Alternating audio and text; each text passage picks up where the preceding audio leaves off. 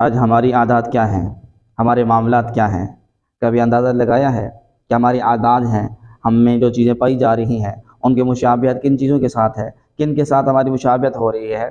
تو عزیزان محترم، کبھی دیکھا، کبھی آپ نے سوچا اور سمجھا ہے کہ شیطان جیسا کون ہے؟ شیطان جیسا کون ہے؟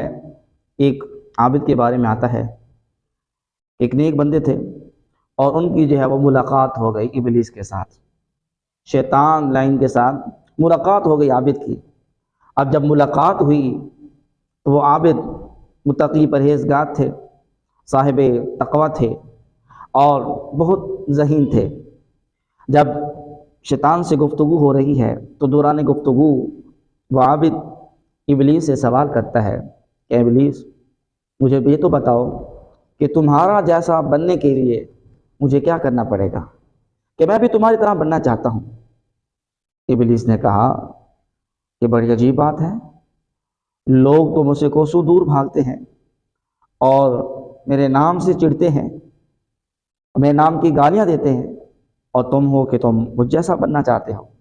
اب اوپر سے شیطان یہ کہہ رہا ہے لیکن اندر سے تو اس کے لڈو پھوٹ رہے ہوں گے کہ ایسا بھی ہے جو میری طرح بننا چاہتا ہے اور مجھ سے طلب کر رہا ہے عمل کہ ایسا طریقہ بتاؤ کہ میں تمہاری طرح بن جاؤں۔ تو جب یہ کہا عابد نے تو ابلیس خوش ہوا اور پھر اپنے راز سے اس نے پردہ اٹھایا اور کہا کہ اگر تم میری طرح بننا چاہتے ہو تو کوئی مشکل کام نہیں ہے، صرف دو ہی چیزیں ہیں، ان پر عمل کر لو تو دوسرے دن تم میری طرح بن جاؤ گے۔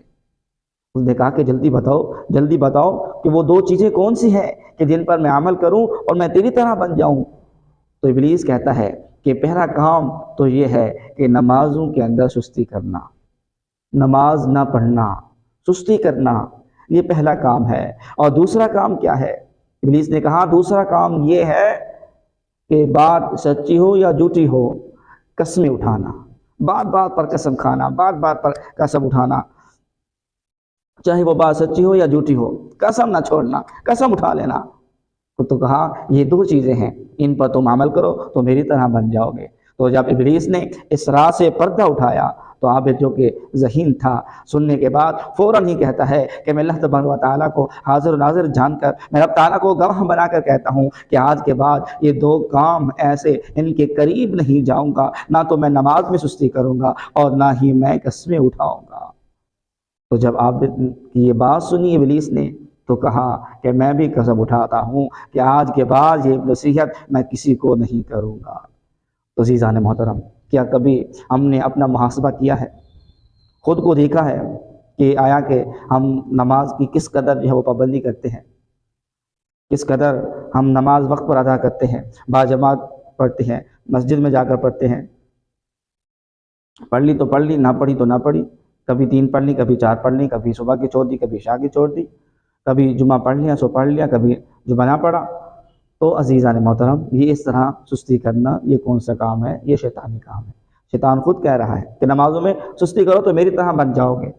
تو اب ہر ایک بندہ جو بھی عقل و شعور رکھتا ہے وہ اپنا خود محاسبہ کر سکتا ہے، آیا کہ میں نمازوں کے اندر سستی کرتا ہوں یا نہیں کرتا، میں بات بات پر جو ہے وہ قسمیں اٹھاتا ہوں یا نہیں اٹھاتا۔ لوگوں کی تو عادت بنی ہوئی ہے، بات بات میں کرتے ہیں، پہلے قسم اٹھا لیتے ہیں۔